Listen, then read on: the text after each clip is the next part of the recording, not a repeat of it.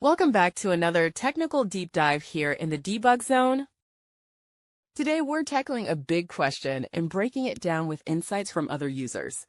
Hopefully this clears up some misconceptions and helps you get the answer you need. So buckle up, stay a little curious, and let's jump right in.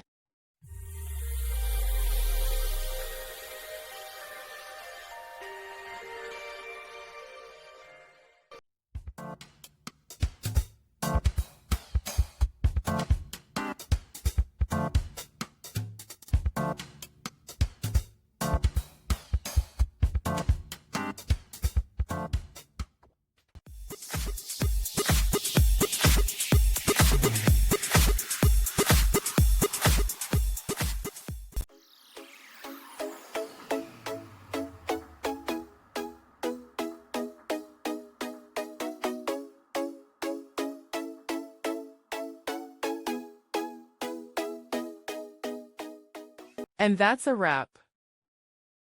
I hope you found the answer you were looking for. If you did, take a second to hit that subscribe button. It really helps out. And let me know in the comments which solution worked best for you. See you next time in the debug zone.